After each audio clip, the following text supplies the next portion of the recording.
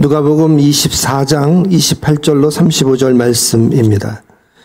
그들이 가는 마을에 가까이 가매 예수는 더 가려 하는 것 같이 하시니 그들이 강건하여 이르되 우리가 함께 유하사이다. 때가 저물어가고 날이 이미 기울었나이다 하니 이에 그들과 함께 유하러 들어가시니라. 그들과 함께 음식 잡수실 때에 떡을 가지사 축사하시고 떼어 그들에게 주시니 그들의 눈이 밝아져 그인 줄 알아보더니 예수는 그들에게 보이지 아니하시는지라.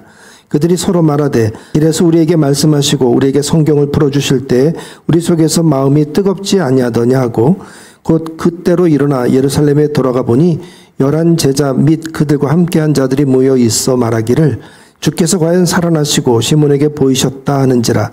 두 사람도 길에서 된 일과 예수께서 떡을 떼심으로 자기들에게 알려주신 것을 말하더라. 스포츠 심판은 공정해야 됩니다. 심판의 매의 눈으로 살피고 판정합니다. 그러나 인간의 눈은 순간 장면을 놓치기 십상입니다. 이럴 때 미심쩍으면 비디오 판독을 합니다. 그 결과 판정이 뒤집히는 경우가 허다합니다. 매번 그럴 수가 없어서 심판의 오심이 그냥 확정되기도 하죠. 심판의 오심도 경기의 일부라는 말로 호도하면 상대 선수도 관중들도 불쾌합니다. 잘못되었으면 과감히 실수를 인정하고 판정을 번복할 줄도 알아야 합니다. 그것이 공정이고 용기입니다.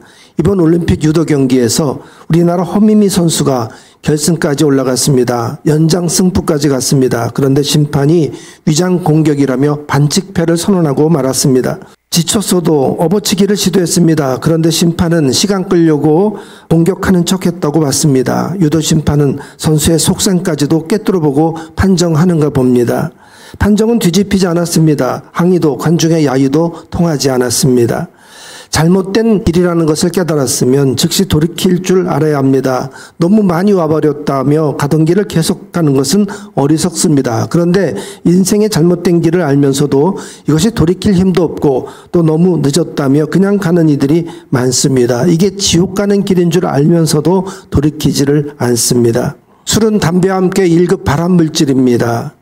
국립암센터가 조사해보니 응답자의 절반이 한두 잔 음주는 건강에 오히려 이상이 없다고 답했습니다. 20%는 오히려 한두 잔이 건강에 좋다고 답했습니다. 그런데 한국은 음주에 아주 관대한 편입니다. 텔레비전에서도 담배 피우는 장면은 금지하지만 술 마시는 장면은 그대로 내보냅니다. 통계를 보면 우리나라 성인 1명이 1년에 소주 53병을 마시고 있습니다. 서홍관 국립암센터 원장은 암을 예방하려면 술을 전혀 마시지 말라고 합니다. 세계보건기구도 술은 발암물질이어서 여러 가지 암을 증가시킨다고 경고하고 있습니다. 잘못된 상식들이 많습니다. 그런데도 일단은 우기고 봅니다. 그게 죽는 길이라도 잘 돌이키려고 하지 않습니다. 아주 이상한 고집들이 있습니다. 이런 고집이 믿음을 방해합니다. 부활하신 예수님이 엠마오로 가는 두 제자를 만나셨습니다. 이들은 예수님의 부활 소식을 듣고도 고향으로 돌아가고 있었습니다. 12제자가 아니었지만 이들은 예수님을 잘 따랐습니다. 그러나 예수님의 죽음이 큰 충격이었습니다. 의지할 분이 사라지고 말았습니다. 더는 예루살렘에 머물 이유가 없어졌습니다. 이 두 제자는 분별력이 있었습니다. 다른 제자들은 예수님이 다시 살아났다며 거기에 연연했습니다. 그런 헛된 이야기에 속아 넘어가서는 안 됩니다. 이제라도 정신 차리고 제자리로 돌아가야 합니다. 이들은 한동안 예수님께 정신 팔려서 쫓아다닌 것을 후회하며 발길을 돌렸습니다. 이단 교주가 죽어도 그 이단은 잘 없어지지 않습니다. 남은 신도들이 새로운 교리와 교주 후계자를 내세우며 명맥을 잇고 있기 때문입니다. 영생한다던 교주가 죽었어도 살아남은 이단들은 통일교, 전도관, 하나님의 교회, 만민중앙교회 등이 있습니다. 신천지 교주 이만희도 죽지 않고 영생한다고 장담했습니다. 하지만 이미 늙고 병들어 되지 않아 죽을 것입니다. 그래도 신천지는 없어지지 않겠죠. 가짜이면서 남은 자들이 또 다른 논리로 포장해서 속이기 때문입니다. 어리석은 자는 속아 넘어갈 것이고 똑똑하면 빠져나오겠죠. 엠마오로 가더니 두 제자는 헛된 이야기에 속지 않으려고 했습니다. 도대체 죽은 이가 다시 살아난다는 게 말이 됩니까? 한때 예수님을 메시아인 줄로 알고 따랐지만 이제는 아니었음을 깨달았습니다. 다시 돌이켜 고향으로 돌아가는 게 정답이었습니다. 이렇게 단단히 무장한 두 제자는 낙향하고 있었습니다. 부활하신 예수님이 이들과 슬쩍 동행하셨습니다. 두 제자가 하는 이야기를 들으면서 뒤따르셨죠. 그러다가 주고받는 이야기가 뭐냐고 끼어드셨습니다. 두 제자는 슬픈 빛을 띠고 가던 길을 멈췄습니다. 뒤에서 말을 걸어온 예수님을 쳐다봤어요. 그런데도 예수님인 줄 알아보지를 못했습니다. 부활하셔서 얼굴이 살짝 달라지신 것 같습니다. 이들이 가던 길을 멈췄다는 것은 그만치 최근에 겪었던 일이 충격이라는 의미입니다. 누군가라도 붙잡고 하소연하고 싶은 마음이 있었을 겁니다. 마침 자기들의 이야기에 관심을 두는 사람을 만났습니다. 두 제자는 이 예수님을 붙들고 한참 서서 길에서 이야기를 풀었습니다. 그 중에 한 사람 글로바라고 하는 제자가 예수님께 질문했습니다. 당신이 예루살렘에서 체류하면서도 요즘 거기서 된 일을 알지 못하냐고 물어봤습니다. 예수님은 모르는 체하고 다시 되물었습니다. 무슨 일이냐? 그들은 그동안 겪은 예수님의 이야기를 했습니다. 나사렛 예수의 일입니다. 그는 하나님과 모든 백성 앞에서 말과 일에 능하신 선지자이셨습니다. 그런데 대제사장들과 관리들이 사형 판결에 넘겨주어 십자가에 못 박았습니다. 우리는 이 사람이 예루살렘을 속량할 자라고 바랐습니다. 예수님을 메시아로 기대했다는 말입니다. 21절에 이 일이 일어난 지가 사흘째라고 했습니다. 그렇다면 예수님이 부활하신 당일이라는 뜻입니다. 또 이들이 예수님의 부활 소식을 아주 자세히 알고 있었습니다. 22절에 보면 이들이 예수님 부활 현장에 아주 가까이 있었습니다. 우리 중에 어떤 여자들이 새벽에 무덤에 갔다가 그의 시체는 보지 못하고 그가 살아나셨다 하는 천사들의 나타남을 보았다고 했습니다. 또 우리와 함께한 자 중 두어 사람이 무덤에 가 과연 여자들이 말한 바와 같음을 보았으나 예수는 보지 못했다고 합니다. 아주 조금 전에 일어난 따끈따끈한 뉴스였습니다. 이 두 제자는 이렇게 생생한 예수님의 부활 소식을 현장에서 직접 들었습니다. 그러고도 속단하고 돌아선 것이죠. 예수님의 부활이 정말인지 확인할 생각도 하지 않았습니다. 즉시 짐을 싸서 떠났던 것입니다. MBTI로 보면 이들은 빠르게 판단하는 인식형, P형입니다. 25절에 예수님은 신중치 못한 이들을 꾸짖으십니다. 미련하고 선지자들이 말한 모든 것을 마음에 더디 믿는 자들이여. 주님은 똑똑한 사람을 찾지 않아요.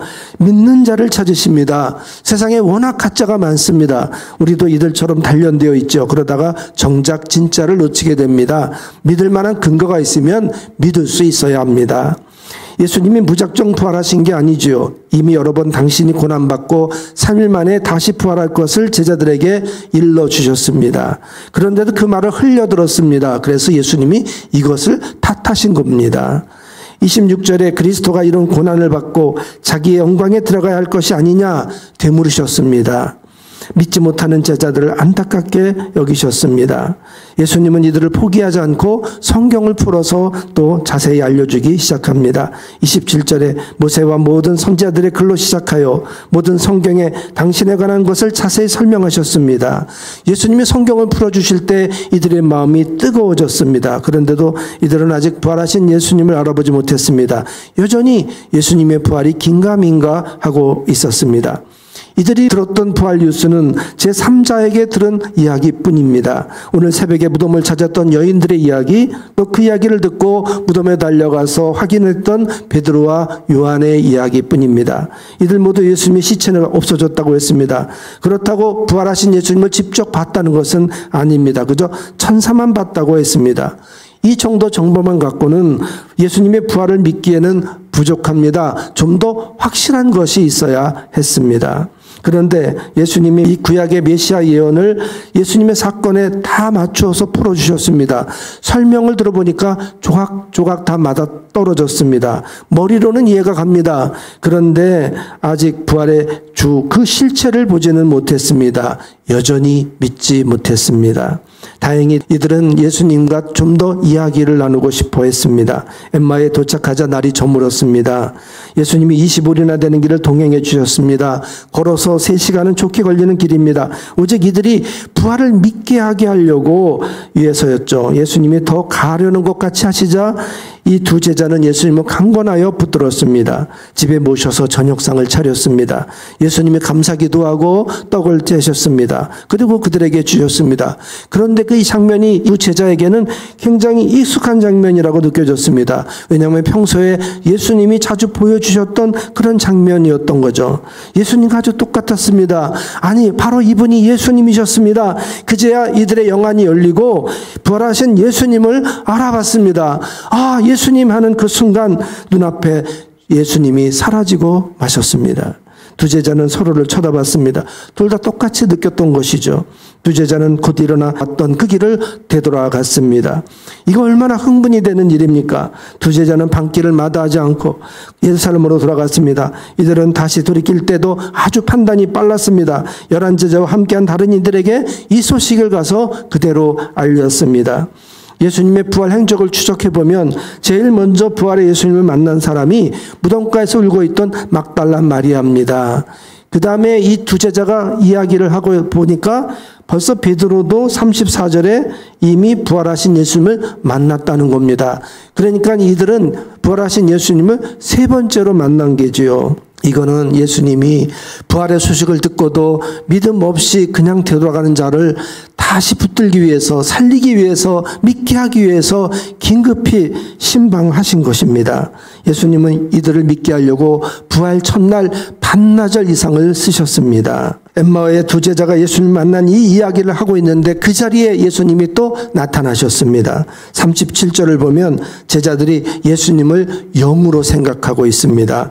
38절을 보면 의심하고 있습니다. 그 뒤에 41절을 보면 아직도 믿지 못하고 놀랍게 여기고만 있었습니다.